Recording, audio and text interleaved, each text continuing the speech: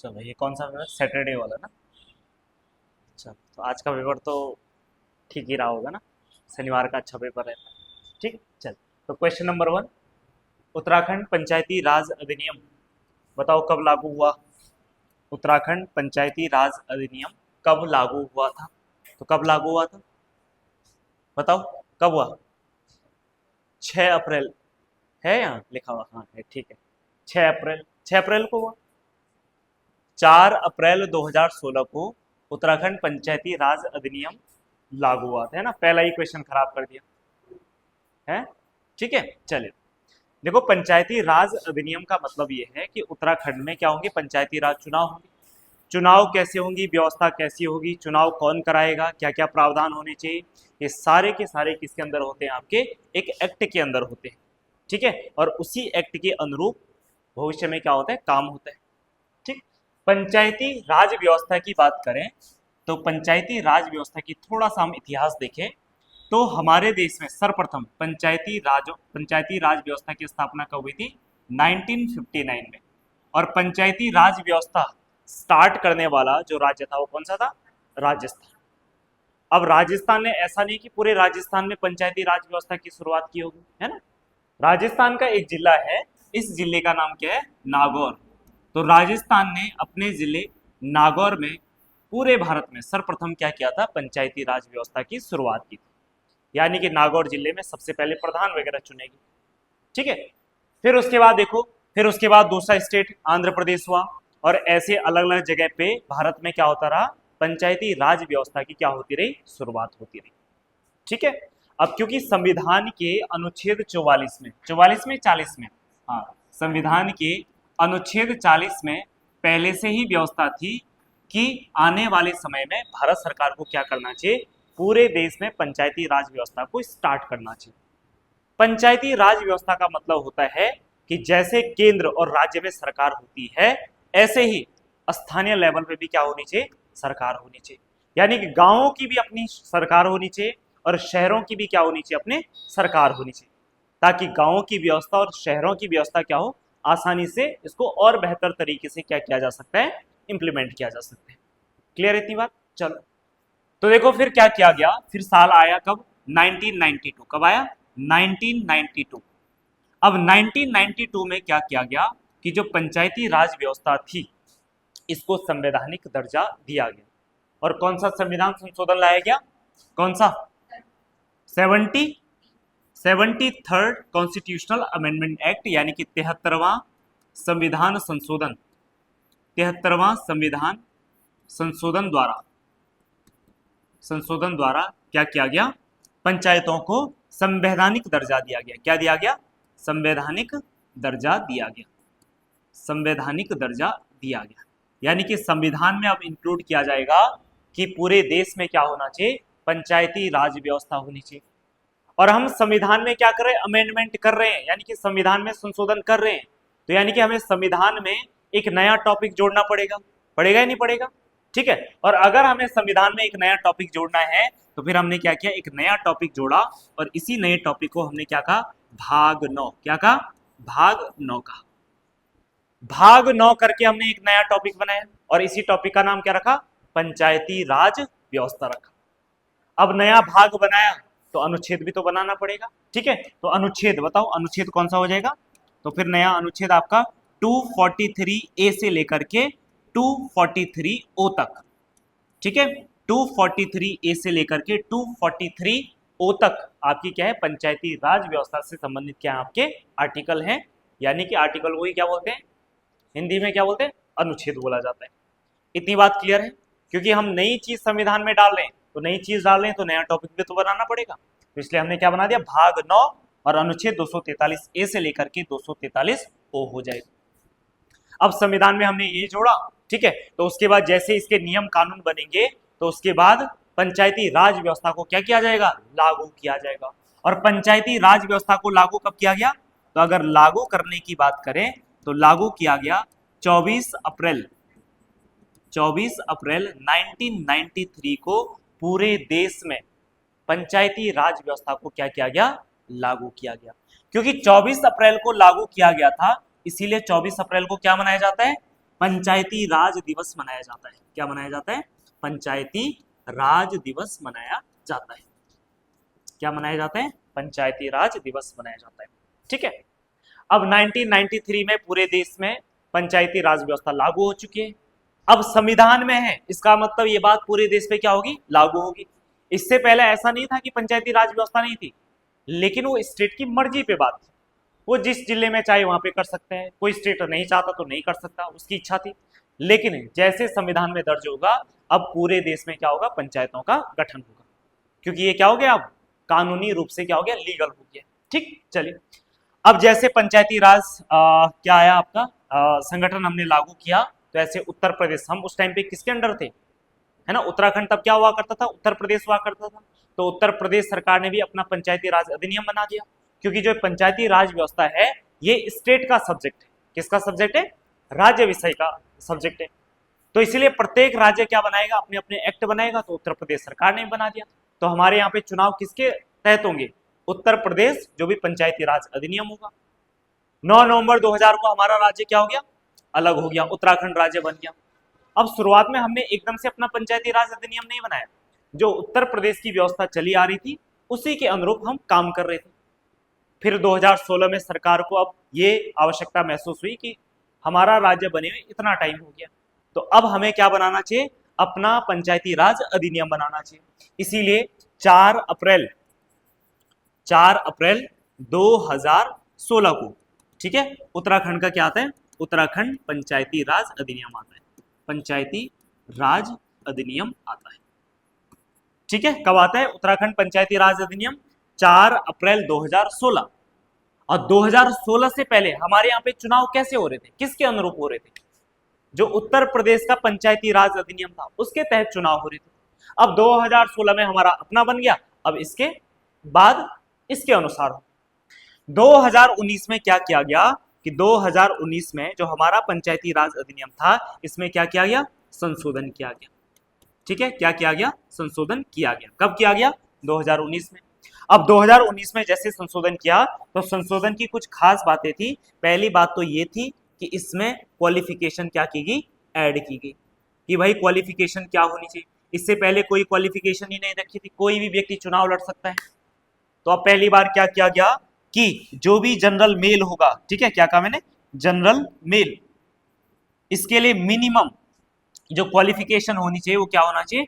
10th पास होना चाहिए। कितना होना चाहिए? 10th पास होना चाहिए। और इसके अलावा जो भी कैटेगरी बचती है, यानी कि विमेन हो गया, इसके अलावा SC ST OBC जो भी है, ये सब इनके लिए क्वालिफिकेशन कितनी रखी गई? 8th पास रखा गया। ठीक है, तो मैंने इसमें क्या हो गया? जैसे विमेन हो जाएंगी, SC ST, इन सभी के लिए कितना रखा गया? 8 पास रखा गया। इसके लिए इसके अलावा इसमें एक और प्रावधान किया गया कि क्या होना चाहिए कि 2 बच्चे से अधिक नहीं होना चाहिए। ठीक है, यानी कि जिसके 2 बच्चे से ज्यादा हैं तो वो चुनाव नहीं लड़ सकता है। और ये किस लिए किया गया? ताकि पॉपुलेशन पे क्या हो जाए? कंट्रोल हो जाए। ठीक है, चलो, तो ये क्वालिफिकेशन क्या रखी गई थी? इसमें रखी गई थी। किसमें रखी गई थी? जब 2019 में पंचायती राज अधिनियम में क्या किया गया? संशोधन किया गया। इतनी बात क्लियर है? ठीक है, अब देखो यहां से, हालांकि ये प्रश्न तो आसान था, ठीक है, पर इसके अंदर कितनी सारी बातें हैं, ये चीजें क्लियर हो जानी चाहिए, है ना। अब इस प्रश्न को टफ बनाया जा सकता है ना, जानबूझ के इसी प्रश्न में आपके 4 स्टेटमेंट डाल दिए। ठीक है, अब बताओ कौन सा सही है कौन सा गलत है। तो प्रश्न को कैसे भी बनाया जा सकता है, सारी इंफॉर्मेशन ही है, बस इसको आपको क्या करना है? अच्छे से याद करना। नेक्स्ट प्रश्न पे आ जाते हैं। तो प्रश्न संख्या 2 है, उत्तराखंड में सर्वाधिक विकास खंडों वाला जिला कौन सा है? बताओ, उत्तराखंड में सर्वाधिक विकास खंड कहाँ है? तो सर्वाधिक विकास खंड है कहां पर? पौड़ी गढ़वाल में। पौड़ी गढ़वाल में कुल कितने विकास खंड है? 15 विकास खंड है। कितने विकास खंड है? 15 विकास खंड है। वहीं अगर चमोली की बात करें तो चमोली में कितने विकास खंड है? 9 विकास खंड है। चमोली में कितने हैं? 9 है। चंपावत में कितने हैं? तो चंपावत में है 4 विकास खंड। कितने हैं? 4। और वहीं टिहरी गढ़वाल में बात करें तो टिहरी गढ़वाल में भी कितने हैं? 9 विकास खंड है। ठीक है, देखो सरल सरल वाले हमें ध्यान में नहीं रखने। अगर मान लो ये आ जाए भाई पौड़ी विकास खंड कहाँ है, तो इसमें कोई कंफ्यूजन है? नहीं है। तो ऐसे विकास खंड आपको याद करने की आवश्यकता है नहीं, आपको केवल वो याद रखने जो आपने पहली बार सुने हो या जो बिल्कुल अलग ना हो। ठीक है, अब जैसे पौड़ी में एक विकास खंड है जिसका नाम है क्या, कोट। तो कोट जनरली आपने नहीं सुना होगा, है ना, तो कोट आप याद कर लेंगे, कोट कहाँ है, पौड़ी गढ़वाल में। पाबो, पाबो कहाँ है, पौड़ी गढ़वाल में। ऐसे ही कलजी खाल, कलजी खाल, ठीक है, कलजी खाल कहाँ है आपका, पौड़ी गढ़वाल में हो जाएगा। इसके अलावा एक और पोखड़ा, पोखड़ा भी कहाँ है आपका, पौड़ी गढ़वाल में हो जाएगा। तो ये थोड़ा ऐसे नाम है जो बिल्कुल हटके हैं, और मेन आपको इन्हीं पे ध्यान रखना। अगर कोटद्वार आ जाए तो क्या कोटद्वार पता नहीं आपको कहाँ है, कहाँ है, पौड़ी गढ़वाल में। तो ये याद करने की आवश्यकता नहीं है ना, केवल आपको ये याद करने की आवश्यकता है जो बिल्कुल अलग नाम है। इसके अलावा देखो चमोली में आपके थराली है, ठीक है, चमोली, गोपेश्वर, गैरसैंण, ये तो नॉर्मल सुने हुए नाम है, ठीक है। उसके अलावा अगर बात करें कहाँ, चंपावत, तो चंपावत में बताओ, चंपावत में कौन कौन सी, जैसे एक है पाटी, कौन सा है, पाटी, ठीक है, और पार्टी के अलावा दूसरा आपका कौन सा, बाराकोट, दूसरा है कौन सा, बाराकोट हो जाएगा। ये याद रखना है, वैसे चार है लेकिन मुख्य याद करने लायक कौन है, पार्टी और बाराकोट, जो थोड़ा हटके नाम हो जाएंगे, ठीक है। बाकी टिहरी गढ़वाल में आपको पता ही है, टिहरी है, उसके अलावा चंबा है, ठीक है, तो ऐसे नाम आपने क्या है, सुने हुए नाम है। तो देखो पौड़ी गढ़वाल में 15 है, चमोली और टिहरी गढ़वाल में कितने, 9, और चंपावत में कितने हैं, 4 विकास खंड है, ठीक। चलो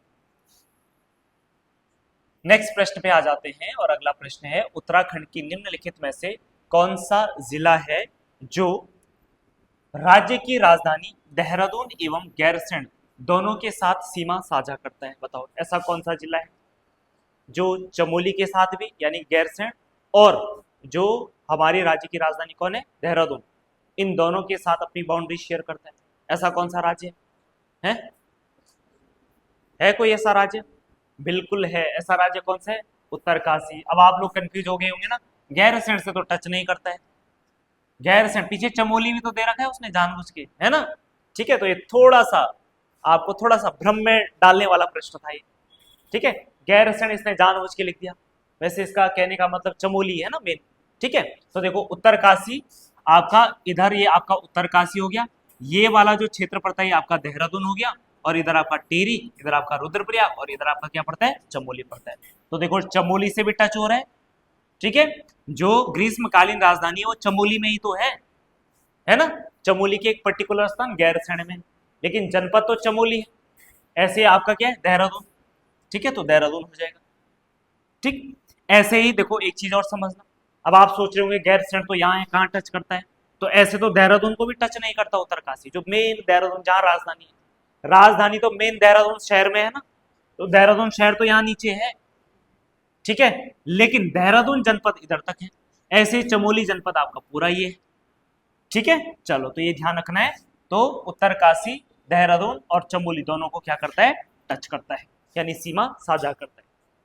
अगर सीमा साझा करने की बात करें तो सीमा साझा से कई सारे प्रश्न बन जाते हैं, जैसे हमारे राज्य में सबसे ज्यादा सीमा साझा करने वाला जनपद कौन सा है, पौड़ी गढ़वाल है, ठीक है। तो मैक्सिमम जो सीमा साझा करता है, मैक्सिमम जो बाउंड्री शेयर करता है, मैक्सिमम जो बाउंड्री शेयर करता है वो कौन सा जिला करता है, तो ये आपका कौन सा, पौड़ी गढ़वाल, कौन सा है, पौड़ी गढ़वाल, ठीक है।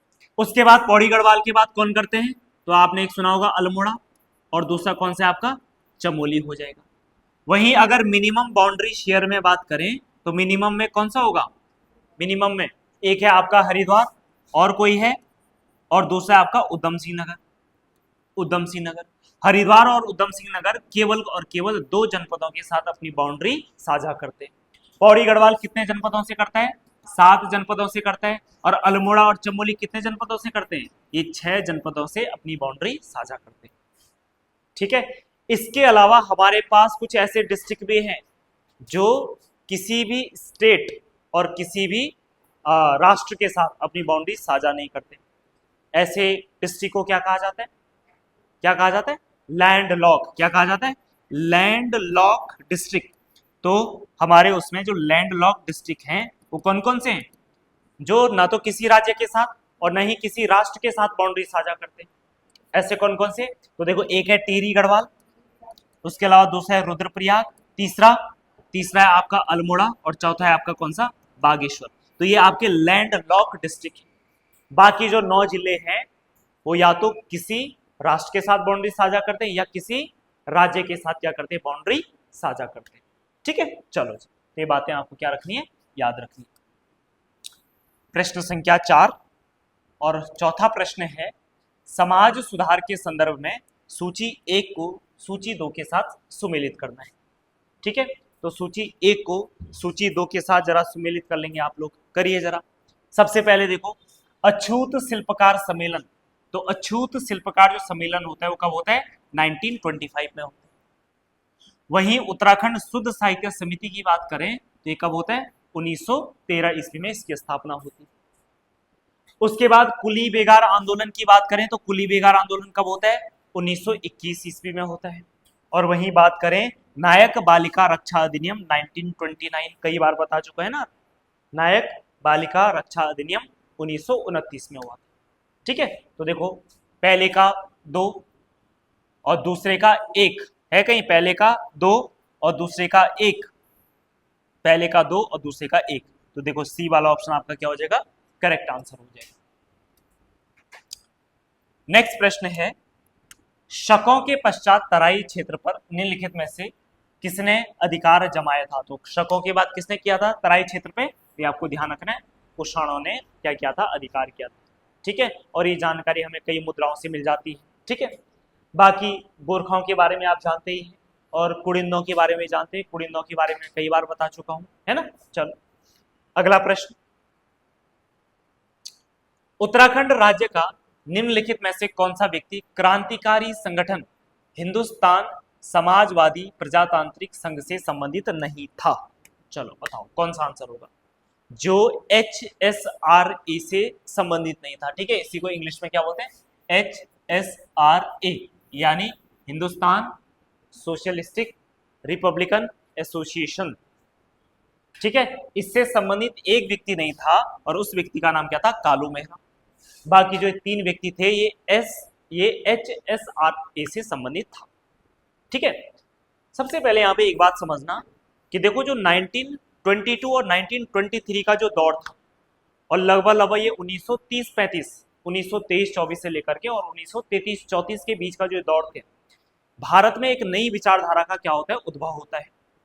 इससे पहले आपको पता है कि कांग्रेस जो है लगातार स्वतंत्रता के लिए क्या कर रही थी, लड़ रही थी, है ना, कि हमें क्या चाहिए, एक ऐसा स्टेट चाहिए कि जहां पे हम अपनी सरकार चलाएं। हालांकि पहले ऐसा मानना था कि ऊपर आप ही रहो लेकिन स्टेट में कौन रहे, हम ही रहे। ठीक है, तो हम स्वतंत्रता चाहते थे, हम अपने राइट्स चाहते थे। ठीक है, अब कांग्रेस जिस तरीके से आंदोलन करती थी वो आंदोलन कैसे होता था, कानूनी तरीके से होता था, है ना, बिल्कुल आराम से करना है, तौर तरीके से करना है, ज्यादा शोर शराबा नहीं करना है। ठीक है, अब 1922-23 के बाद लगभग हमारे देश में नए नए युवा आते और नए नए युवाओं का खून कैसा रहता है, कैसा रहता है, गर्म खून रहता है ना। ठीक है, अब उन्होंने कहा कि यार आप जिस तरीके से आंदोलन कर रहे हैं ऐसे आंदोलन करने से हमें कभी आजादी नहीं मिलेगी, है ना। अगर आपको आजादी लेनी है, अपना देश स्वतंत्र करना है, तो इसके लिए आपको क्या करना पड़ेगा, हिंसा भी करनी होगी, आपको तोड़फोड़ भी करना पड़ेगा, अगर अंग्रेजों को मारना हो तो अंग्रेजों को भी मारना पड़ेगा। ठीक है, इसी प्रकार की विचारधारा को हम क्या बोलते हैं, क्रांतिकारी विचारधारा कहते हैं। क्या कहते हैं, क्रांतिकारी विचारधारा कहा जाता है। और इसी क्रांतिकारी विचारधारा में आपने सुने होंगे जैसे भगत सिंह, राजगुरु, सुखदेव, है ना, और इसके अलावा चंद्रशेखर आजाद। ठीक है, ऐसे कई नौजवान भारत की लड़ाई के लिए क्या करते हैं, लड़ते हैं। ये क्रांतिकारी विचारधारा थी। और आपने जनरली देखा होगा क्रांतिकारी विचारधारा में कौन थे, युवा थे, क्योंकि युवा क्या था, गर्म खून का होता है ना, वो इतना पेशेंस नहीं है, इतना वेट नहीं कर सकता है कि हम कई सालों तक आजादी के लिए लड़ते रहे, है ना। या तो आजादी लेके रहेंगे या मरी जाएंगे, कोई बात नहीं, हमें फर्क नहीं पड़ता है, लेकिन हम क्या लेके रहेंगे, आजादी लेके रहेंगे। और आजादी हमें जिस माध्यम से मिल सकती है हम उसी माध्यम से लेने की कोशिश करेंगे। ठीक है, चलो 1928 में क्या हुआ कि 1928 में, ठीक है, एक ऐसे ही क्रांतिकारी थे जिनका नाम था चंद्रशेखर आजाद। ठीक है, उनके द्वारा एक संगठन बनाया गया और जिस संगठन का नाम क्या था, HSRA, जिसका हिंदी में क्या मतलब है, हिंदुस्तान समाजवादी प्रजातांत्रिक संघ। किसने बनाया इसको, किसने बनाया, चंद्रशेखर आजाद। चंद्रशेखर आजाद ने इस क्रांतिकारी संगठन की क्या करी थी, स्थापना करी थी। 1928 में जब इन्होंने इसकी स्थापना करी तो इसी संगठन से उत्तराखंड के भी एक व्यक्ति जुड़ गए थे और उन व्यक्ति का नाम क्या था, उनका नाम था भवानी सिंह रावत। भवानी सिंह रावत जो है वो HSRA के क्या थे, सदस्य थे। 1929 में इस संगठन ने एक प्लानिंग करी और इन्होंने क्या प्लानिंग करी 1929 में, है क्या प्लानिंग करी थी कि दिल्ली में जो वाइस रॉय हुआ करता था उसका एक सैलून हुआ करता था, तो उन्होंने ऐसा किया कि एक काम करते सैलून पे ही क्या कर देंगे, बम अटैक कर देंगे। इसी को क्या बोलते हैं, वाइस रॉय बम अटैक, क्या कहा जाता है, वाइस रॉय बम कांड, ठीक है, वाइस रॉय बम कांड। तो 1929 में क्या होता है, वाइस रॉय बम कांड होता है। 1930 में ही इसी संगठन के द्वारा क्या किया गया, एक जगह क्या किया गया, डकैती की गई, है ना, दिल्ली में चांदनी चौक, आपने सुना होगा, दिल्ली का जो सेंटर एरिया है उसी को चांदनी चौक कहते हैं। और ये चांदनी चौक मेन एरिया हुआ करता था राजधानी का, है ना, ठीक है। तो इन्होंने क्या किया, चांदनी चौक के आसपास ही एक गडोदिया स्टोर था, वहां पे इन्होंने क्या कर दिया, डकैती कर दी। डकैती मतलब लूटपाट कर दी भाई, ठीक है, ठीक है। तो इसी को क्या बोलते हैं, गडोदिया डकैती कांड, ठीक है, डकैती कांड किया। अब यहां से इन्होंने खूब सारा पैसा वगैरह लूटा और उससे क्या किया, हथियार खरीदे और बाद में ये उन हथियारों से ट्रेनिंग लेने कहाँ आए थे, गढ़वाल आए थे, ठीक है। तो ये ध्यान रखना, कभी कभी प्रश्न आ जाता है कि किसके साथ आए थे, तो भवानी सिंह रावत के साथ ये लोग ट्रेनिंग लेने कहाँ आए थे, गढ़वाल आए थे, ठीक है। चलिए जी, इसके अलावा देखो बच्चू लाल की बात करें तो जो बच्चू लाल नहीं, बच्चू लाल से पहले कौन है, इंद्र सिंह गढ़वाली। और इंद्र सिंह गढ़वाली 1933 के आसपास ये HSRA से क्या हो गए थे, जुड़ गए थे। और 1933 में कब, 1933 ईस्वी में इन्होंने क्या किया, मद्रास बम कांड, ठीक है, सुना है आपने, मद्रास बम कांड। बम कांड में कौन थे शामिल, ठीक है, इंद्र सिंह गढ़वाली 1933 में मद्रास बम कांड में क्या थे, शामिल, ठीक है। और इसके लिए इनको बहुत सालों की सजा भी, लगभग 20 सालों की सजा भी होती है, ठीक है। चलो उसके अलावा देखो बच्चू लाल की बात करें तो बच्चू लाल भी 1933 ईस्वी में बात करें तो 1933 ईस्वी में एक और डकैती होता है जिसको क्या बोलते हैं, ऊटी बैंक डकैती कांड, ठीक है, ऊटी बैंक डकैती कांड कहा जाता है, ऊटी बैंक डकैती कांड कहा जाता है। तो इसीलिए आपने देखा होगा 1923 से और 1935 के बीच का जो दौर था, इस टाइम पे खूब सारे कांड होते नहीं होते, है ना। आपने काकोरी प्रतिक्रिया सुनी होगी, अब तो कांड नहीं बोलते, क्या बोलते हैं, काकोरी प्रतिक्रिया कहा जाता है ना, ऐसे कहा जाता है, ठीक है। तो ऐसे कई सारी क्रांतिकारी घटनाएं इस बीच में होती है। तो यहाँ पे आपको क्या याद रखना है, कालू मेहरा HSRA से जुड़े हुए व्यक्ति नहीं थे, बाकी ये 3 थे आपके, ठीक है। चलो नेक्स्ट प्रश्न की बात करें तो अगला प्रश्न है, प्रचलित कहावत बरस भयो 80 बुद्धि गई नसी निम्नलिखित में से किस चंद वंशीय शासक के विषय में प्रसिद्ध है। तो किसके विषय में ऐसा कहा जाता है, तो ये कहा जाता है किसके विषय में, बाज बहादुर चंद के विषय में कहा जाता है। किसके विषय में कहा जाता है, बाज बहादुर चंद के विषय में कहा जाता है। और बाज बहादुर चंद के बारे में आप जानते हैं कि बाज बहादुर चंद कुमाऊं का क्या था, एक चंद शासक था और इसने मुगल दरबार की क्या की थी, यात्रा करी थी। और उस टाइम पे मुगलों का राजा कौन था, शाहजहां। और शाहजहां ने ही इसको क्या दी थी, बहादुर की उपाधि दी थी। शाहजहां ने ही इसको क्या दी थी, बहादुर की उपाधि दी थी। किसकी उपाधि दी थी, बहादुर की उपाधि दी थी, ठीक है। चलिए अब शाहजहां ने इसे बहादुर की उपाधि दी, कुछ टाइम जो है बाज बहादुर चंद मुगल दरबार में रहा। और जब ये मुगल दरबार में रहा तो इसने देखा कि अब क्योंकि मुगल तो बहुत बड़े थे ना उस टाइम, मेन भारत के केंद्र में है, तो इनका दरबार भी कैसा होगा, भव्य होगा। उसकी तुलना में जो कुमाऊं का चंद शासक होगा वो बहुत छोटा राज्य हो जाएगा, ठीक है।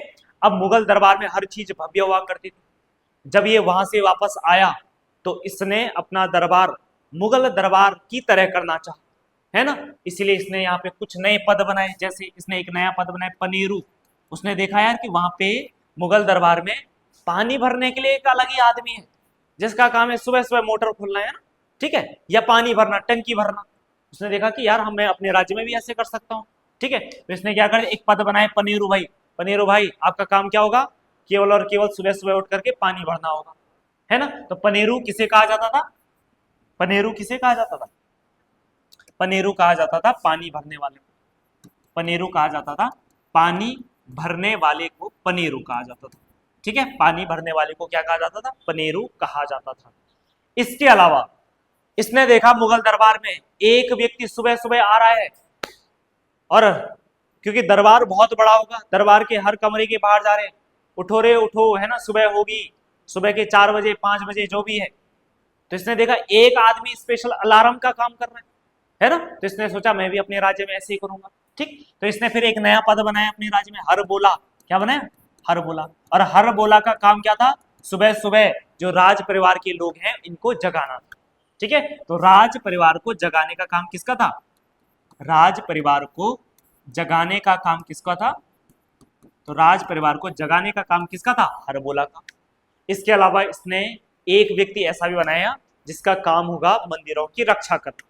तो मंदिरों की रक्षा करने के लिए जो पद बनाया उसी को क्या बोलते हैं, मठपाल कहा जाता है। मंदिरों की रक्षा या मंदिरों की देखभाल, देखभाल या रक्षा करने के लिए जो पद बनाया उसी पद को क्या कहा जाता था, मठपाल कहा जाता था।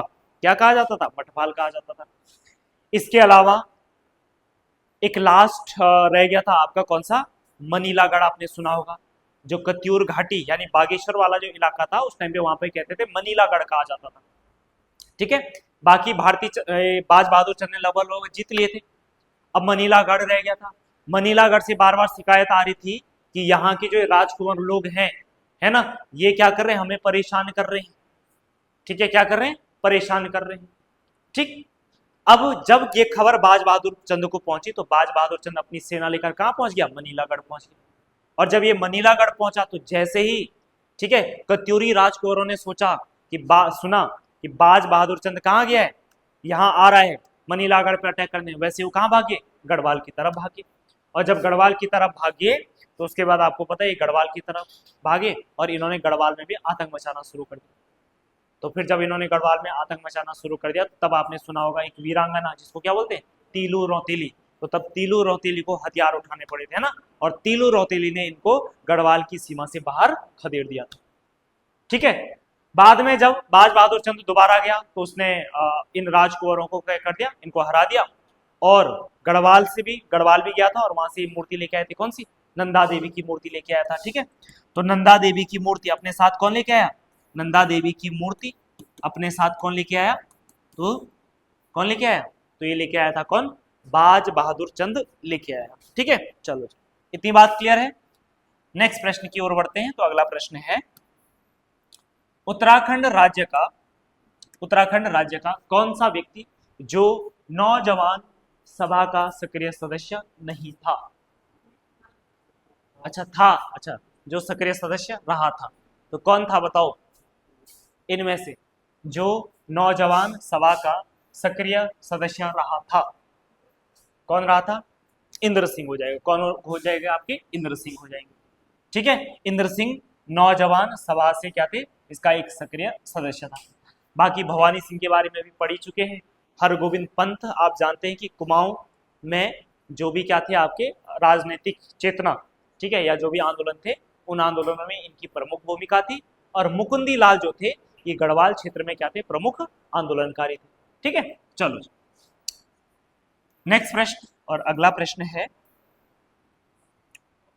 उत्तराखंड राज्य में 1857 की क्रांति अन्य स्थानों की अपेक्षा कम प्रभावी रही के संदर्भ में निम्न कथनों में से गलत कथन को चुनना है। अब देखो इसमें से गलत कथन चुनिए आप। ये कह रहा है कि 1857 की जब क्रांति हुई थी, कहां हुई थी, पता नहीं कहां हुई ना, कहां हुई, भारत में हुई थी ना 1857 की क्रांति, जिसमें आपने रानी लक्ष्मीबाई सुना होगा, झांसी की रानी जिसे बोलते हैं।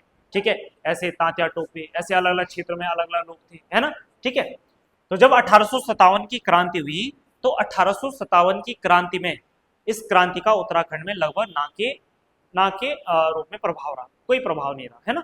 ठीक है, बहुत कम मात्रा में कोई यहाँ पे छिटपुट घटना होती है, ऐसा क्यों। ठीक है, तो इस क्रांति का हमें यह बताना है इस संदर्भ में कौन सा कथन गलत है। पहला है कि गोरखा शासन का अंग्रेज की अपेक्षा अधिक क्रूर होना, क्या ये बात गलत है, सही है ना, इसीलिए तो प्रभाव कम रहा था, क्योंकि लोगों को गोरखाओं की तुलना में अंग्रेज सही लग रहे थे, क्योंकि गोरखाओं ने यहाँ पे इतनी क्रूरता कर लिया था कि बाद में हमें अंग्रेज अच्छे लगने लगे। कम से कम अंग्रेज उतने क्रूर तो नहीं थे जैसे गोरखा कर लेते थे। ठीक है, तो यानी कि ये तो नहीं हो सकता। कुमाऊं कमिश्नर रैमजे अत्यधिक निरंकुश था, तो क्या कुमाऊं कमिश्नर रैमजे बहुत ज्यादा निरंकुश था? ये निरंकुश तो था ही नहीं इतना ज्यादा, है ना, तो यानी कि ये बात हमें अभी क्या लग रही है, गलत लग रही है। ठीक है, तीसरा, टिहरी नरेश का अंग्रेजों के प्रति भक्ति भाव होना, ये बात बिल्कुल सही है, भक्ति भाव थी, क्योंकि अंग्रेजों ने ही टिहरी के राजा को टिहरी रियासत दिलाई थी, तो अंग्रेज के खिलाफ क्यों जाएगा, है ना, जब वही राज्य दिला रहा है तो वो कभी खिलाफ नहीं जाएगा, तो यानी कि ये बात भी सही है। राज्य में शिक्षा एवं संचार साधनों की कमी थी, ये बात भी बिल्कुल सही है, क्योंकि हमारे राज्य में शिक्षा नहीं थी, राजनीतिक चेतना नहीं थी, इसीलिए लोग 1857 की क्रांति में सक्रिय रूप से भाग नहीं लेंगे। तो एक ही बात यहाँ पे क्या लग रही है, इस प्रश्न के हिसाब से गलत लग रहा है, वो कौन सा है, कुमाऊं कमिश्नर रैमजे अत्यधिक निरंकुश था। ठीक है, ये अत्यधिक निरंकुश नहीं था, नॉर्मल था। ठीक है, ये ध्यान रखना आप। तो देखो, कम प्रभावी रहने का जो कारण था, कम प्रभावी रहने के कारण ये तीन थे, 1 2 3, ये नहीं था।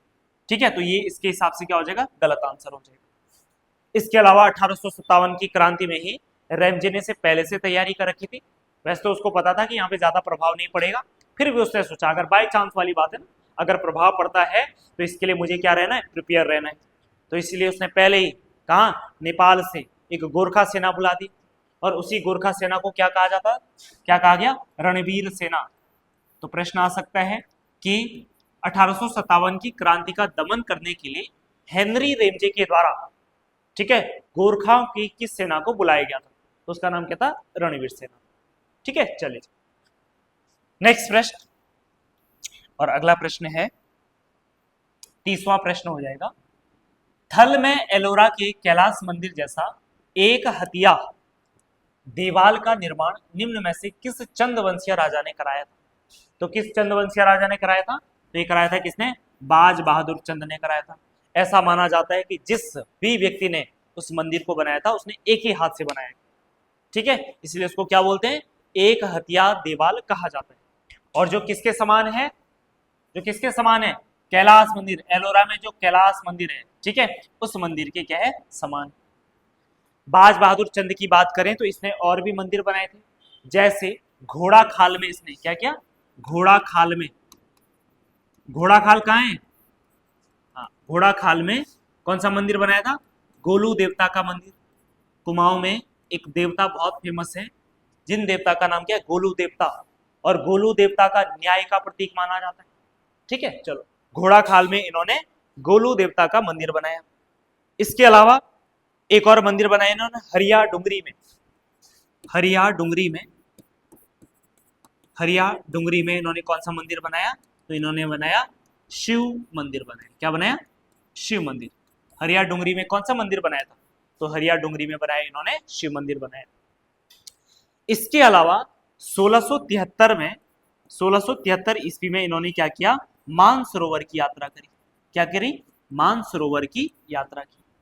और मानसरोवर की जब यात्रा की तो इन्होंने क्या किया, यात्रियों के लिए यहाँ पे गुंठ भूमि प्रदान करी। क्या की थी, गुंठ भूमि दान की थी, गुंठ भूमि दान की। ठीक है, गुंठ भूमि क्या की, दान की। ठीक है, इसके अलावा ये तिब्बत पे इन्होंने अटैक भी किया। ठीक है, इसका रीजन क्या था कि जो तिब्बत के हुणिया व्यापारी लोग हुआ करते थे, वो हुणिया व्यापारी क्या करते थे कि जो यहां से कैलाश मानसरोवर की यात्रा पे जा रहे हैं, ठीक है, उन तीर्थ यात्रियों को परेशान करते थे, उनसे लूटपाट कर लेते थे, चोरी कर लेते थे, है ना, तो इसलिए तिब्बत यात्रा करी, तिब्बत पे अटैक किया, और फिर उन्होंने क्या किया, उन पे कर भी लगाया था। ठीक है, तो ये भी ध्यान रखना आपको। चलो नेक्स्ट प्रश्न की बात करें तो अगला प्रश्न है, और ये प्रश्न हो जाएगा आपका, सुमेलित करना आपको, तो जरा सुमेलित करिए। सबसे पहले आप बताओ हैप्पी क्लब की स्थापना कब हुई, तो हैप्पी क्लब की स्थापना होती है 1903 ईस्वी में। और हैप्पी क्लब की स्थापना करने वाले व्यक्ति कौन थे, गोविंद बल्लभ पंत और हरगोविंद। हैप्पी क्लब की स्थापना क्यों की गई थी, हाँ ठीक है, देखो कुमाऊं क्षेत्र में या उस टाइम पे पूरे क्षेत्र को ही कुमाऊं बोलते थे, पूरे उत्तराखंड को। तो कुमाऊं क्षेत्र में नवयुवकों में राजनीतिक चेतना का प्रसार करने के लिए इन्होंने 1903 में हैप्पी क्लब की क्या की थी, स्थापना की थी। ठीक है, चलो। फिर उसके बाद अल्मोड़ा कांग्रेस। अल्मोड़ा कांग्रेस की स्थापना कब हुई, तो अल्मोड़ा कांग्रेस की स्थापना हुई 1912 में, और इसके फाउंडिंग मेंबर भी हुए थे बद्रीदत्त पांडे होगी, सॉरी आपका गोविंद बल्लभ पंत, हरगोविंद पंत, ये होगी। कुमाऊं परिषद कब बना, 1916 ईस्वी में। फाउंडिंग मेंबर हुई थी हरगोविंद पंत, बद्रीदत्त पांडे, आपके कौन से हो जाएंगे, गोविंद बल्लभ पंत। ठीक है, और गढ़वाल कांग्रेस कमेटी, इसकी स्थापना कब हुई, 1918 में, जैसे मुकुंदी लाल वगैरह, अनुसुईया प्रसाद बहुगुणा। ठीक है, ये सारे लोग हो जाएंगे। तो बताओ कौन सा इसमें मैच कर रहा है, एकाचार। एकाचार है किसी में, देखो केवल एक में ही है, तो बाकी तो देखने की आवश्यकता ही नहीं थी।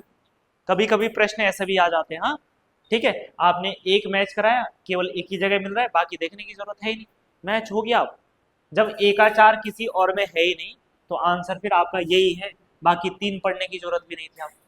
ठीक है, चलो, पर फिलहाल अभी पढ़ना है, लेकिन जब पेपर में आएगा ना, तो तब बड़े ध्यान से प्रश्न करना।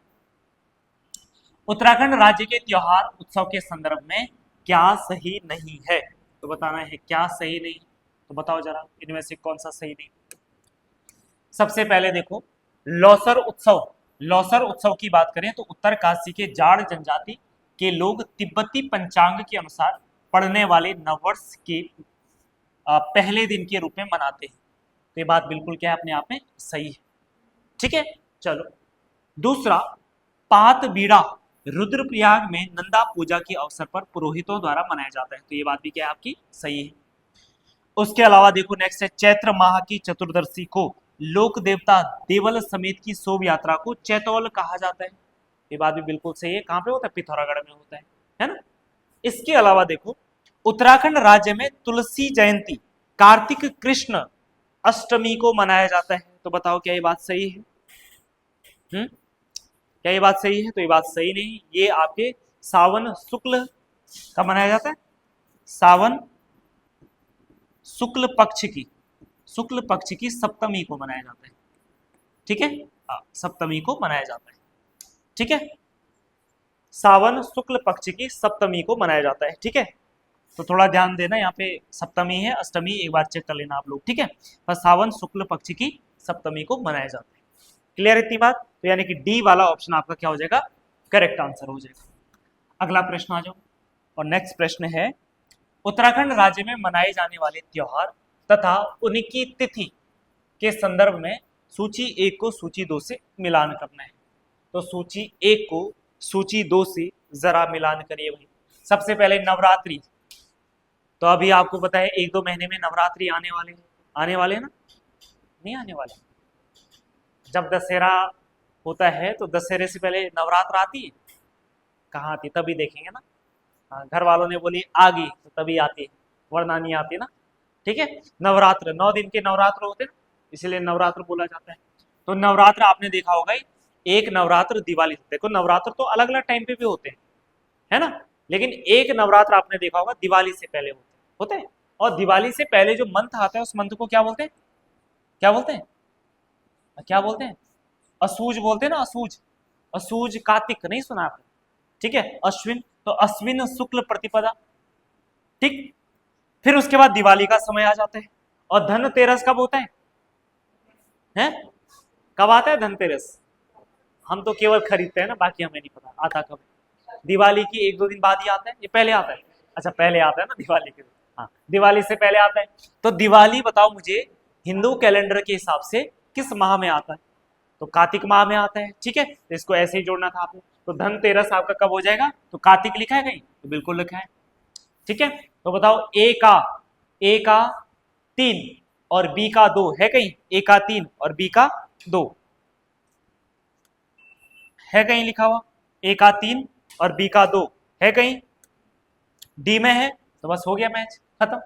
ठीक है, उसके बाद अगर दशहरा की बात करें तो बताओ दशहरा, गंगा दशहरा कब होता है? ये केवल दशहरे की बात नहीं हो रही, अगर दशहरा आएगा तो ये आपका कब होगा? अक्टूबर माह वाले, यानी कि कौन सा आपका? अश्विन वाला, है ना। लेकिन यहाँ पे गंगा दशहरा कहा गया है, तो गंगा दशहरा आपका कब आता है? ज्येष्ठ शुक्ल पूर्णिमा। ऐसा माना जाता है कि इस दिन गंगा क्या होती, धरती पर अवतरित हुई थी। ऐसा माना जाता है, ठीक है। उसके अलावा शीतलाष्टमी बैसाख कृष्ण अष्टमी को हो जाएगा, तो यानी कि डी वाला ऑप्शन आपका क्या हुआ, करेक्ट आंसर होगा। क्लियर। चलो अगला प्रश्न, कैलाश शिखर के संदर्भ में कौन सा कथन सही है। तो कैलाश शिखर के संदर्भ में बताओ। देखो सबसे पहले इसकी बनावट शिवलिंग की तरह है, क्वेश्चन। अच्छा, कौन सा कथन सही नहीं है ये बताना है, ठीक है। इसकी बनावट शिवलिंग की तरह है, तो बिल्कुल है, इसीलिए तो कैलाश बोल रहे ना, शिवलिंग की तरह है, तो यानी कि ये वाला ऑप्शन बिल्कुल सही है। इस पर्वत के पत्थर काले रंग के, ये बात भी बिल्कुल सही है, ठीक है। उसके अलावा शिवलिंगाकार कैलाश पर्वत की परिक्रमा पथ लगभग 51 किलोमीटर की है, तो ये भी बिल्कुल सही है। जब हमने कैलाश मानसरोवर यात्रा की थी तो सारी बातें वहां पे लिखी थी। ऑल स्टेटमेंट आर करेक्ट, तो सभी सही है, तो यानी कि डी वाला ऑप्शन आपका क्या हो जाएगा, करेक्ट हो जाएगा। इसके अलावा यहाँ पे आपको पता है कौन सी झील है, मानसरोवर झील है ना। और मानसरोवर झील से कैलाश पर्वत के बीच की दूरी कितनी है, कितनी है, 32 किलोमीटर। कितनी है, 32 किलोमीटर, 32 किलोमीटर कैलाश मानसरोवर झील से और कैलाश पर्वत के बीच की दूरी है 32 किलोमीटर। और जो कैलाश पर्वत का जो परिक्रमा पथ है, परिक्रमा पथ का मतलब है बीच में पर्वत है, पर्वत के चारों ओर का जो पथ है वो कितना है, 51 किलोमीटर है, ठीक। चलो नेक्स्ट प्रश्न, और क्वेश्चन नंबर 15, इमरती, पलवया तथा कंडवा जैसे आभूषण बताओ कहाँ पहने जाते हैं, हाथ में पहने जाते हैं, ठीक है। और हाथ के पैर में पहने जाते हैं ना, हैं, हाथ वाले पैर में पहनेंगे, पैर वाले हाथ में पहन लेंगे, है ना। हाँ, अब पैजे भी हाथ में पहनेंगे ना, हाँ, कितना अच्छा लगेगा ऐसे ही बताओ। तो देखो इमरती, पलवा और कंडवा जो है ये पहने जाते कहाँ, पैर में पहने जाने वाले क्या आपके आभूषण है, ठीक है। पैर में पहने जाने वाले क्या है, आभूषण हो जाएंगे, ठीक है। इसके अलावा पैर में पहने जाने वाले कुछ और आभूषण देखते हैं। जैसे आपने एक आभूषण सुना होगा झांवर, है ना, सुना है, एक गाना सुना आपने, झांवरी झांवरी, है ना, ठीक है। झांवरी झांवरी मतलब क्या, वही तो हुआ पैर का आभूषण, नहीं सुना है, झांवरी भी है उसमें, है झांवरी। अच्छा सांवरी सांवरी, अच्छा सांवरी सांवरी तेरे खोटियों की झांवरी, मना क्यों करे, झांवरी नहीं, सांवरी सांवरी है तो मैच करने के लिए सांवरी सांवरी बोलते ना पहले, फिर उसके बाद झांवरी। तो झांवरी क्या है, पैर का आभूषण है झावर, ठीक है। झावर के अलावा एक और होता है पैर का आभूषण जिसको बोलते हैं पोंटा, ठीक है। पोंटा साहिब मत कर देना, पोंटा, पोंटा एक आभूषण होता है, ठीक है। पोंटा के अलावा एक और होता है जिसको बोलते हैं लच्छा, लच्छा पराठा की याद आ गई होगी ना, है लच्छा पराठा नहीं, हाँ लच्छा पैर में पहने जाने वाला क्या होता है, एक आभूषण होता है। इसके अलावा गर्दन के आभूषण की बात करें, गर्दन मतलब गला, ठीक है, गले में पहने जाने वाला आभूषण सबसे मुख्य आभूषण बने है तो सभी मुख्य ही है, पर एक मेन कौन सा है गुलबंद, कौन सा है, गुलबंद। और गुलबंद तो आएगा, थोड़ा आसानी हो जाएगा, लेकिन इसको कुमाऊं में क्या बोलते हैं, क्या बोलते हैं कुमाऊं में, है गालू, गालू बोलते, गालू, हाँ गालू नहीं बोलते, क्या बोलते हैं, गुलबंद को रामनवमी कहा जाता है, क्या कहा जाता है, रामनवमी कहा जाता है। पूरे कुमाऊं क्षेत्र में नहीं, आपका कुछ पर्टिकुलर जैसे भूटांतिक जो क्षेत्र है, ठीक है, तो यहाँ पे क्या बोलते हैं, रामनवमी कहते हैं, ठीक। तो गुलबंद का याद रखना, इसको पिथौरागढ़ या आपका कुमाऊं वाले क्षेत्र में रामनवमी कहते हैं, ठीक है। इसके अलावा आपने एक सुना होगा चरियो, ठीक है, चरियो।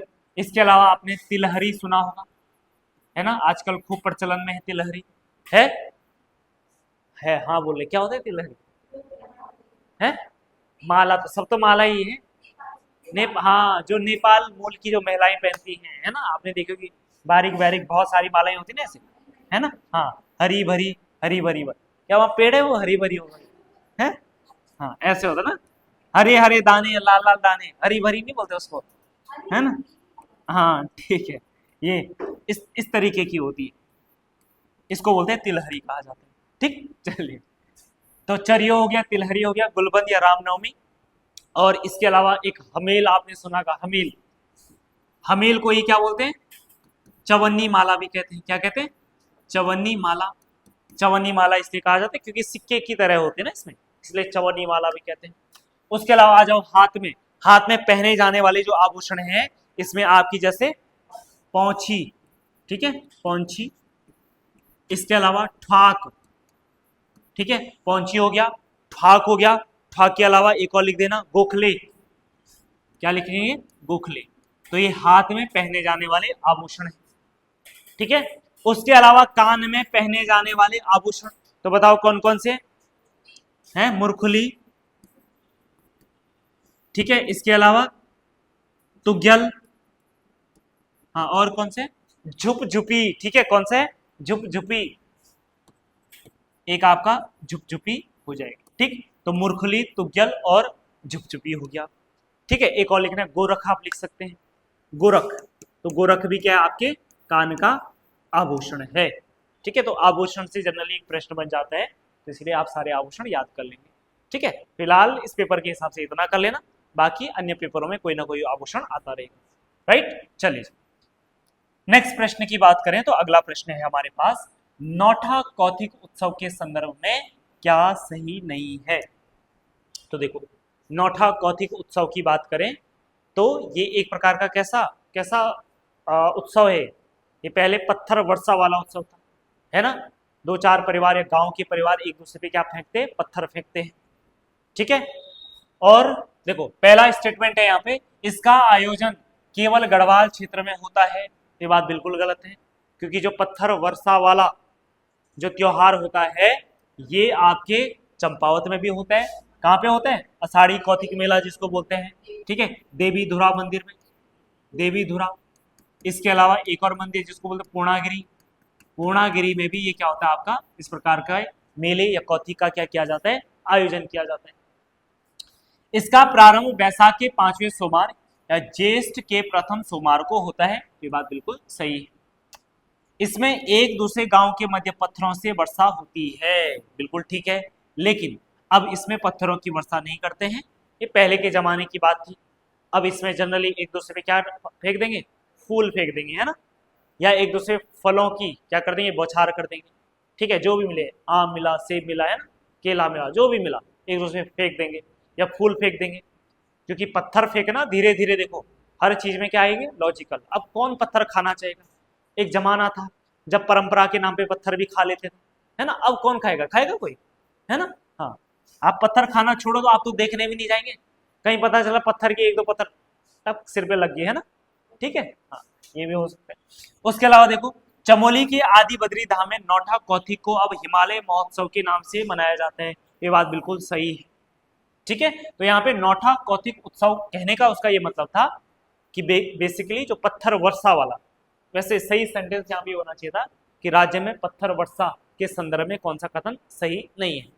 नौठा कौथिक तो केवल उधर ही होता है ना, हाँ, चमोली के आदि बद्री में होता है, ठीक है। तो प्रश्न थोड़ा ऐसा होना चाहिए था, ठीक। चलो, पर चलो फिलहाल इसके हिसाब से आपका ए वाला आंसर क्या हो जाएगा? सही हो जाएगा। अगला प्रश्न, नेक्स्ट प्रश्न की बात करें तो अगला प्रश्न है, लोक वाद्य यंत्र के संदर्भ में कौन सा विकल्प सही नहीं है। तो बताओ भाई कौन सा सही नहीं है। सबसे पहले लोक वाद्य यंत्र है आपका मंजीरा। कौन सा है? मंजीरा। मंजीरा एक प्रकार का कैसा वाद्य यंत्र है? धातु।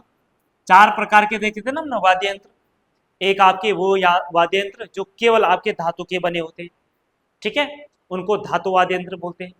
जो आपके चर्म से बने होते हैं उसको क्या बोलते हैं? चर्म वाद्य यंत्र बोलते हैं। उसके अलावा जिनमें आप फूंक मार के बजाते हैं उसको क्या बोलते हैं? सुशिर वाद्य यंत्र बोलते हैं। और जिनमें तार होता है उसको क्या बोलते हैं? तांत या तार वाद्य यंत्र कहा जाता है। तो चार प्रकार के होते हैं। मंजीरा आपका कैसा है? धातु वाद्य यंत्र। और सामान्य तौर पे इसको क्या बोलते हैं? कंसाल भी कहते हैं। तो ये बिल्कुल मिलान हो रखा है, सही है। डमरू, डमरू सभी को पता है। डमरू किस प्रकार का वाद्य यंत्र है? डमरू कैसा है? चर्म वाद्य यंत्र है। यानी जहां पे आप थाप देते हैं वो किससे बना होता है? किसी जानवर की खाल से बना होता है। तो इसको क्या बोलेंगे? चर्म वाद्य यंत्र, ठीक। और डमरू को ही स्थानीय भाषा में क्या बोलते हैं? डौर बोलते हैं, ठीक। ये बात बिल्कुल ठीक है। मशक बीन, मशक बीन को कैसे बजाया जाता है? फूक मार के, हवा देकर के बजाया जाता है, जिसमें कई सारी डंडियां होती है ना, देखा आपने मशक बीन? ये एक थैला होता है, ठीक है, थैले में कई तरह ऐसे नाले होती है ऐसे, ठीक है, एक ऐसे, है ना, ऐसे होता ना, ठीक है। तो ये आपका मशक बीन हो गया। मशक बीन को क्या खंजड़ी कहते हैं? हैं, खंजड़ी बोलेंगे? ठीक है, हैं? अच्छा, ये मेरा मशक बीन था। अच्छा, नहीं लग रहा मशक बीन? हाँ, खतरनाक बनाए ना, चलो ठीक है। और बना लेते, और एक दो टांग नीचे भी होती है ना, एक दो टांग नीचे भी होती है, ठीक है। अच्छा, टांग नहीं होती हो, और यहाँ पे थोड़ा थोड़ा ऐसे मुरली टाइप के रहते ना, ठीक है। ठीक। मसक बीन क्यों, क्या खंजड़ी कहते हैं? नहीं कहते, ठीक है। तो मसक बीन ये वाला क्या हो जाएगा आपका, गलत आंसर हो जाएगा, ठीक है।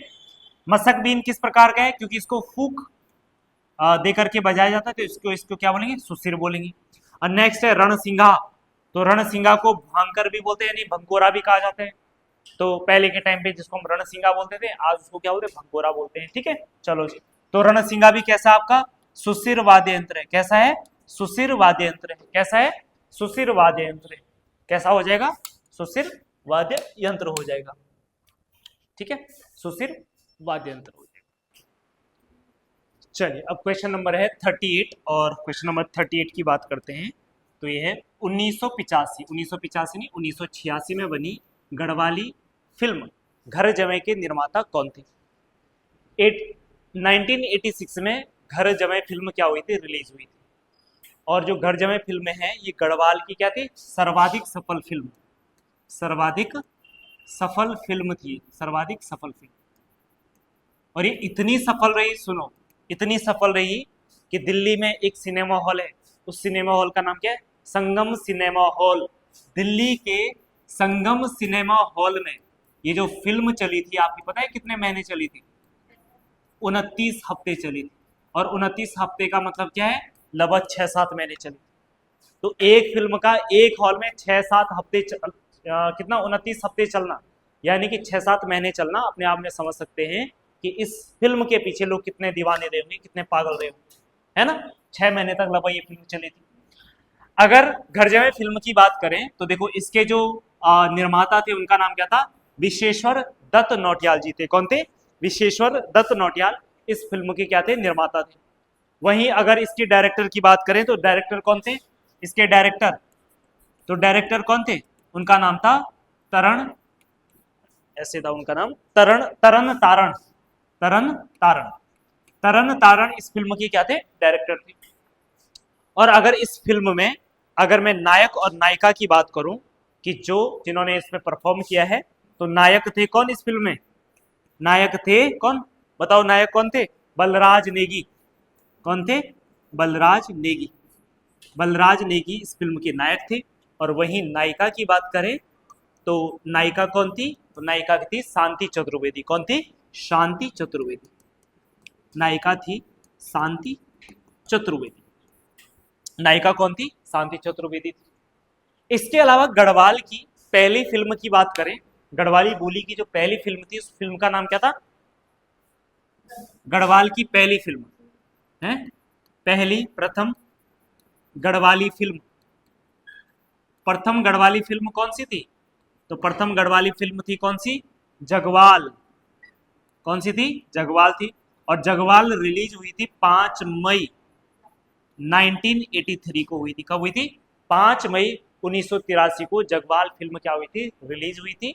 और जगवाल फिल्म के जो निर्माता थे उनका नाम क्या था, पारेश्वर गौड़ था। उनका नाम क्या था, पारेश्वर गौड़, ठीक है, उनका नाम था पारेश्वर गौड़, ठीक है, उनका नाम क्या था, पारेश्वर गौड़ था। और वहीं इस फिल्म में किसने परफॉर्म किया था, तो फिल्म में परफॉर्म किया था किसने, रमेश मेंदोलिया ने। नायक, नायिका कौन थे, रमेश मेंदोलिया, मेंदोलिया। और नायिका कौन थी, नायिका कौन थी, तो नायिका थी कुसुम बिष्ट, कुसुम बिष्ट। खुद पारेश्वर गौड़ भी थे, तो रमेश मेंदोलिया हो जाएगी, और नायिका कौन हो जाएंगे, नायिका हो जाएगी कुसुम बिष्ट हो जाएगी। तो ये गढ़वाली बोली की पहली फिल्म थी जो 1983 में क्या हुई थी, रिलीज हुई थी। इसके अलावा अगर कुमाऊं क्षेत्र की पहली फिल्म की बात करें तो कुमाऊं बोली की प्रथम कुमाऊनी फिल्म है, प्रथम कुमाऊनी फिल्म कौन सी थी, तो ये थी मेघा आ। कौन सी थी, मेघा आ। और मेघा आ कब रिलीज हुई थी, 1987 में ये फिल्म रिलीज हुई थी। इस फिल्म के निर्माता कौन थे? काका शर्मा। कौन थे? काका शर्मा। फिल्म के जो क्या थे आपके डायरेक्टर थे काका शर्मा, और इसके जो निर्माता थे, ठीक है, उनका नाम था जीवन बिष्ट। ठीक है, तो ये बात आपको क्या रखनी है, याद रखनी है। ठीक है, चलो अब उसके बाद अगले प्रश्न पे आ जाते हैं, और नेक्स्ट प्रश्न है प्रश्न संख्या 39। उत्तराखंड राज्य का वह लोक नृत्य जिसमें किसी वाद्य यंत्र का प्रयोग न होकर हाथों की ताली, पैरों की थाप, कंगन एवं पाजेब की मधुर ध्वनि पर नृत्य किया जाता है। ठीक है, तो देखो बिना वाद्य यंत्र के तो चौफला नहीं होता है, स्वरों में भी वाद्य यंत्र होता है। ठीक है, तो आपका बुढ़ियात, क्या बोलते हैं इसको, बुढ़ियात नृत्य कहा जाता है। क्या कहा जाता है? बुढ़ियात नृत्य कहा जाता है। ठीक है, तो फिलहाल इसका आंसर ये कर लेना, तो थोड़ा सा कंफ्यूजन इसमें भी है थड़िया वाले में, तो एक बार इस वाले को थोड़ा सा चेक कर लेंगे, पर फिलहाल आप क्या कर लेंगे, बुढ़ियात नृत्य कर लेंगे। ठीक है, चलो अगला प्रश्न आ जाओ, नेक्स्ट प्रश्न। निम्नलिखित लोक नृत्यों में से कौन सा अपने संदर्भ के साथ सुमेलित नहीं है? सबसे पहले बुढ़ियात नृत्य जो होता है वो जौनसारी समाज में विवाह व जन्मोत्सव के समय किया जाता है, ये बात बिल्कुल सही है। दूसरा है लंगवीर नृत्य पुरुषों द्वारा किया जाने वाला एक प्रकार का नृत्य नृत्य है, ये बात भी बिल्कुल सही है। छोकती नृत्य संवाद प्रधान नृत्य है, ये बात भी बिल्कुल सही है। और अगला नृत्य है घाती नहीं घुघुती नृत्य। ठीक है, कौन सा है? घुघुती नृत्य। और जो घुघुती नृत्य होता है, ये लिखा है यहाँ पे कि ये केवल वयस्कों द्वारा किया जाता है, तो ये बात बिल्कुल गलत हो जाएगा। घुघुती नृत्य जनरली किसके द्वारा किया जाता है? बच्चों के द्वारा किया जाता है, यानी कि ऑप्शन डी आपका करेक्ट आंसर हो जाएगा। ठीक है, तो सुमेलित कौन सा नहीं है? डी वाला नहीं है, तो डी वाला यहाँ पे क्या हो जाएगा, आपका आंसर हो जाएगा। नेक्स्ट प्रश्न की बात करें तो अगला प्रश्न है मानस खंड में उत्तराखंड राज्य की किस नदी को गंगा व जमुना नाम से क्रमशः संबोधित किया गया है? तो बताओ मानस खंड में किस नदी को गंगा और जमुना, और जब मैं मानस खंड बोल रहा हूं तो मानस खंड का मतलब क्या है? कुमाऊं है। ठीक है, पहले पुराणों में कुमाऊं को क्या बोलते थे? मानस खंड बोलते थे। कुमाऊं और गढ़वाल ये तो नए शब्द है, पिछले कुछ 100 सालों पहले के शब्द हैं, है ना, लेकिन पुराणों में गढ़वाल के लिए केदार खंड बोलते थे और कुमाऊं के लिए मानस खंड बोलते थे। तो मानस खंड में जो गंगा और यमुना किसे कहा, जमुना किसे कहा गया है? तो सरयू को गंगा कहा गया है और गोमती को क्या कहा गया है? जमुना कहा गया है। तो ए वाला ऑप्शन आपका क्या हो जाएगा? करेक्ट हो जाएगा। सरयू और गोमती का जहां पे संगम होता है उसी स्थान को क्या बोलते हैं? उसी स्थान को कहा जाता है बागेश्वर नामक स्थान कहा जाता है। नेक्स्ट प्रश्न, मंदिर तथा उनके जिले सुमेलित करना है, तो सबसे पहले आप मुझे बताओ नागनाथ मंदिर, तो बताओ इनमें से नागनाथ मंदिर कहां पर है? तो नागनाथ मंदिर आपको चंपावत में ही मिल जाएगा। एक नागनाथ मंदिर आपको कहाँ मिलेंगे? पोखरी में भी मिल जाएगा, है ना। ठीक है, चलो उसके अलावा अटारिया देवी का मंदिर कहाँ है? उधम सिंह नगर में है। बागनाथ मंदिर बागेश्वर, है ना, और उसके अलावा असुर चूल्हा मंदिर आपका पिथौरागढ़ हो जाएगा। ठीक है, चलो अगला प्रश्न, दत्तात्रेय भगवान के 84 सिद्धों में से 4 सिद्ध कहाँ मिलेंगे आपको? देहरादून में स्थित है। 2 सिद्ध हैं लक्ष्मण सिद्ध और कालू सिद्ध, बाकी 2 अन्य सिद्धों के नाम बताने हैं जो देहरादून में। तो कौन कौन से? एक है माणक सिद्ध और दूसरा कौन सा है? मांडू सिद्ध, यानी कि बी वाला ऑप्शन आपका क्या हो जाएगा? करेक्ट हो जाएगा। तो देहरादून में स्थित जो 4 लक्ष्मण सिद्ध हैं ये आपको याद रखना है। ठीक है, कौन कौन से? लक्ष्मण सिद्ध, कालू सिद्ध, माणक सिद्ध और मांडू सिद्ध, ये 4 सिद्ध आपको क्या रखने, याद रखने। अगला प्रश्न आ जाओ, नेक्स्ट। उत्तराखंड राज्य के संदर्भ में ऊंचाई के आधार पर सर्वाधिक वन क्षेत्रफल निम्न में से किस ऊंचाई पर पाया जाता है? तो सबसे पहले देखो, अगर मैं आपसे बात करूं तो बताओ सबसे ज्यादा, अभी कुछ टाइम पहले हमने वन वाला टॉपिक किया है, तो उस वाले टॉपिक में ये सारा डिवीजन हम देख चुके थे कि 0 से 500 मीटर पे कितना, 500 से 1000 कितना, 1000 से 2000 कितना। तो सबसे ज्यादा वन पाए जाते हैं किस पे? 1000 से 2000 मीटर की ऊंचाई पे सर्वाधिक वन पाए जाते हैं। और ये वन टोटल कितने हैं? 41.25%। 41.25% वन आपको कहाँ मिल जाएंगे? 1000 से लेकर 2000 मीटर की ऊंचाई पे मिलेंगे। इसके अलावा 0 से 5 की बात करें तो लगभग 11% आपकी 0 से 500 मीटर की ऊंचाई पर। उसके अलावा 500 से 1000 मीटर की ऊंचाई पर 16% हो जाएंगे। ठीक है, 3000 से लेकर के 4000 मीटर की ऊंचाई पे कितने हैं? लगभग 7% है। ठीक है, अब कौन सा छूट गया है? 2000 से 3000 छूट गया ना। 2000 से लेकर के 3000 मीटर की ऊंचाई पर कितने प्रतिशत वन मिलते हैं? तो ये मिलते हैं आपके 23% वन। कितने? 23% वन। और 4000 मीटर से अधिक ऊंचाई पर कितने मिलते हैं? तो 0.053% वन मिलते हैं। तो सबसे कम वन मिलते हैं आपके 4000 मीटर से अधिक ऊंचाई पर, सबसे अधिक मिलते हैं आपके 1000 से 2000 मीटर की ऊंचाई पर मिलते हैं। ठीक, इसके अलावा वनों का डिवीजन हमने डेंसिटी के आधार पर भी देखा था, है ना, घनत्व के आधार पर, यानी कि वृक्षों का घनत्व कैसा है। अगर वृक्ष बहुत ज्यादा घने हैं तो उनको हम क्या बोलते हैं? अति सघन वन कहते हैं। क्या कहते हैं? अति सघन वन कहा जाता है। और अति सघन वन हमारे राज्य में कितने हैं? तो यह लगभग 9%। कितने हैं? लगभग 9%। पॉइंट में भी है पर आप फिलहाल 9% याद रखो। अति सघन के बाद कुछ ऐसे वृक्ष हैं जो थोड़ा दूर दूर है और उनको हम क्या बोलते हैं? मध्यम सघन वन। मध्यम सघन वन। और मध्यम सघन वन हमारे राज्य में कितने हैं? तो यह आपके कितने? 23%। कितना है? 23% है, 23 पॉइंट समथिंग है। और उसके अलावा वे वन जहां पे वृक्ष दूर दूर है, यानी डेंसिटी बहुत कम है, ठीक है, तो आपके कौन से हो जाएंगे? खुले वन। इस प्रकार के वनों को खुले वन कहा जाता है। और खुले वन कितने हमारे राज्य में? तो ये है आपके कितने प्रतिशत? 12% के आसपास। साथ में वनों का डिवीजन ये है ऊंचाई के आधार पे, और ये आपका किस आधार पे? सघनता के आधार पे, यानी कि डेंसिटी के आधार पे। और हमारे राज्य में कुल वन है कितने? 45.44%। और पिछले वन रिपोर्ट की तुलना में इस बार हमारे वनों में क्या हुई है? कमी हुई है। और ये कमी कितनी हुई है? तो ये कमी हुई है 1.30 वर्ग किलोमीटर की कमी हुई है। राइट, चलो अगला प्रश्न। नेक्स्ट प्रश्न, अगला प्रश्न है इंडियन फॉरेस्ट एक्ट। बताओ भारतीय वन अधिनियम कब आया? भारत का पहला वन अधिनियम कब आया? ये बताया वन वाला टॉपिक में। तो भारतीय वन अधिनियम आया 19 कहां गया? नीचे नहीं लाना था, है ना, इसको लाना था इधर। कहा? 1865 में। 1865 में भारतीय वन अधिनियम आता है ना। कौन लेके आए? अंग्रेज लेके आए, क्योंकि यहाँ पे अंग्रेजों का राज था। कार्य योजना वन विभाग की शुरुआत हुई थी 1884 में। उसके बाद केंद्रीय वानिकी परिषद की जो स्थापना हुई ये 1948 में ही हुई। और नई राष्ट्रीय वन नीति आई थी कब? 1952। तो यानी कि ऐसा ऑप्शन है 1 2 3 4, ए वाला ऑप्शन आपका क्या हो जाएगा? करेक्ट हो जाएगा। नेक्स्ट प्रश्न की बात आ जाते हैं। तो अगला प्रश्न है आपका 46 की बात करते हैं। तो देखो यहाँ पे भी मिलान करना है आपको, मिलान करिए जरा। सबसे पहले हमारे राज्य में कितने राष्ट्रीय उद्यान है?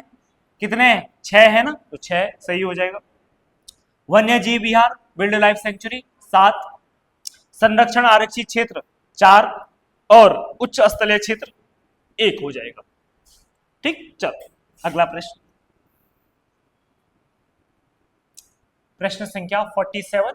यहाँ पे 27 है, यहाँ पे थोड़ा दूसरी पीडीएफ है इसलिए थोड़ा वैसे हो रखा है। ठीक है, चलो उत्तराखंड का मतलब ये 27वां क्वेश्चन है, केवल अगर उत्तराखंड की बात करें। और वैसे पेपर में कौन से नंबर का है?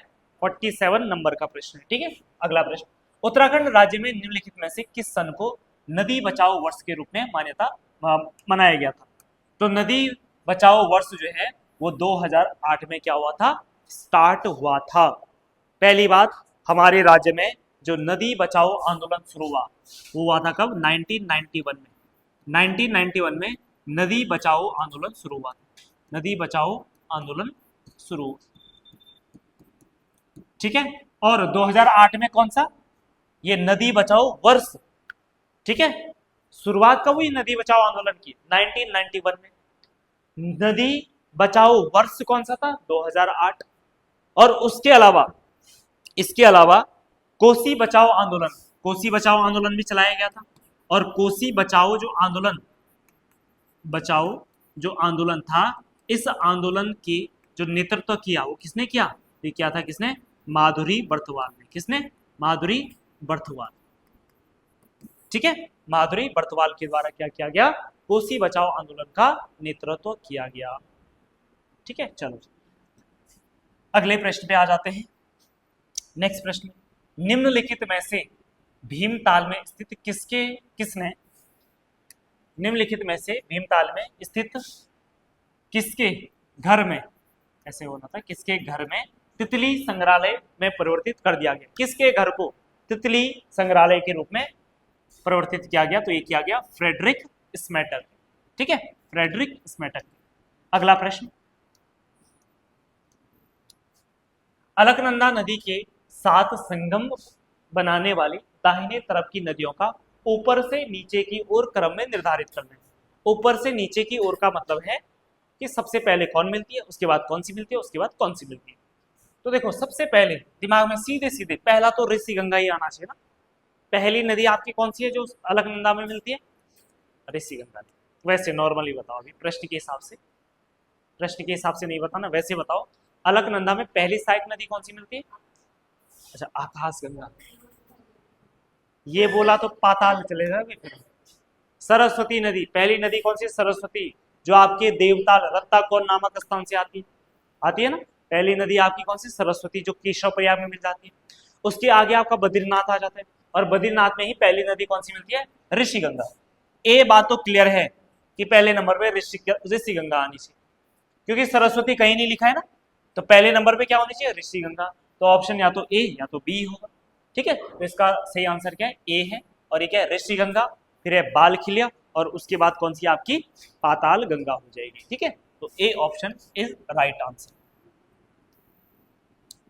अगला प्रश्न आ जाओ, प्रश्न संख्या है 50, और 50 की बात करें, उत्तराखंड राज्य का वह कौन सा व्यक्ति है जिससे पर्यावरण के क्षेत्र में मिश्रित वन की संकल्पना को साकार किया था। कौन थे, मिश्रित वन खेती मॉडल कौन लेके आए थे, जगत सिंह चौधरी। 30 सालों का इनका क्या था, ये प्रयास था। ठीक है, जगत सिंह चौधरी। तो सी वाला ऑप्शन आपका क्या हो जाएगा, करेक्ट आंसर हो जाएगा। अगला प्रश्न आ जाओ, लिंगा ताल के विषय में निम्नलिखित में से कौन सा कथन सत्य है। तो लिंगा ताल की बात करें तो देखो यह चमोली जिले में स्थित है, बिल्कुल सही बात है। ठीक है, यह फूलों की घाटी के मध्य अवस्थित है, यह सूर्य की रोशनी में लिंग स्वरूप में भव्य दिखाई देता है। तो बिल्कुल ये बात सही है, उत्तराखंड की दूसरी नहीं है, बहुत छोटा ताल है। ठीक है, तो दूसरा तो हो ही नहीं सकता, दूसरा क्या, चौथा, पांचवा, छठा भी नहीं है। ठीक है, तो यानी कि सी वाला ऑप्शन आपका क्या है, गलत आंसर है। ठीक है, तो सी करेक्ट हो जाएगा। चलो अगला प्रश्न आ जाओ, नेक्स्ट। हिमालय के दक्षिण की पर्वतमालाओं में पाई जाने वाली मिट्टी जो बलुआ पत्थर, स्लेट तथा अभ्रक युक्त स्लेटी बलुआ पत्थर से बनी है, तो बताओ कौन सा है। तो ये आपका भूरी लाल पीली मिट्टी हो जाएगा। ठीक है, भूरी लाल पीली मिट्टी हो जाएगा, सी ऑप्शन करेक्ट। अगला प्रश्न, 1928 the most important of this, अच्छा मैंने उल्टा पढ़ दिया, यहां से पढ़ दिया। ब्रिटिश काल में उत्तराखंड राज्य में 1815-16 से 1928 तक 11 भूमि बंदोबस्त किए गए। इनमें सबसे महत्वपूर्ण भूमि बंदोबस्त कौन सा था, बताओ कौन सा था, नवा। और नवे भूमि बंदोबस्त को ही क्या बोलते हैं, विकेट बंदोबस्त कहते हैं। क्या बोलते हैं, विकेट बंदोबस्त कहा जाते हैं, क्योंकि इसी के नेतृत्व में इस बंदोबस्त को क्या किया गया था, संपन्न किया गया था। नवा जो भूमि बंदोबस्त होता है, ये आपका कब से कब तक हुआ, ये आपका 1863 से लेकर के 1873 के बीच में हुआ था। और इसी बंदोबस्त में पहली बार वैज्ञानिक पद्धति अपनाई गई थी। क्या अपनाई गई थी, वैज्ञानिक पद्धति अपनाई गई थी, वैज्ञानिक पद्धति अपनाई गई थी। और इस पद्धति में क्या किया गया था, भूमि को 5 वर्गों में डिवाइड किया गया था। कितने वर्गों में, 5 वर्गों में, भूमि को 5 वर्गों में डिवाइड किया गया था। ठीक है, कौन कौन सी, तलाऊ हो जाएगा, इसके अलावा उपराऊ, उपराऊ में भी 2 प्रकार की, एक अब्बल और दूसरी दोयम। ठीक है, उसके अलावा इजराइन। ठीक है, और एक आपकी कौन सी हो जाएगी, कटीली। ठीक है, तो भूमि को ऐसा डिवाइड किया गया था। इसके अलावा लोगों को उसकी भूमि का सटीक जानकारी के लिए, ठीक है, आपके पास कोई रिकॉर्ड भी तो होना चाहिए, कोई कागज होना चाहिए जिसपे आप ये क्लेम कर पाए कि भाई ये हमारी भूमि है। ठीक है, तो उसके लिए क्या चीजें उपलब्ध कराएगी, खतौनी, क्या बोलते हैं उसको, खतौनी, या इसी को क्या बोलते हैं, शबरावी कहा जाता है। ठीक है, तो इसलिए ये वाला भूमि बंदोबस्त क्या था, बड़ा इंपॉर्टेंट था। अगला नेक्स्ट प्रश्न है, लीची उत्पादन में प्रथम 3 जिले तो सभी को पता है भाई, लीची में देहरादून पहले स्थान पे आता है, तो देहरादून लिखा है कहीं पहले नंबर पे?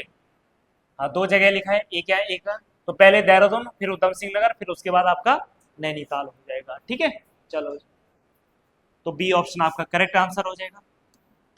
देहरादून को भारत सरकार ने लीची निर्यात जोन भी घोषित किया है। ठीक है, तो ये भी ध्यान रखना है आपको, किस क्षेत्र को लीची निर्यात जोन घोषित किया गया, तो देहरादून को किया गया।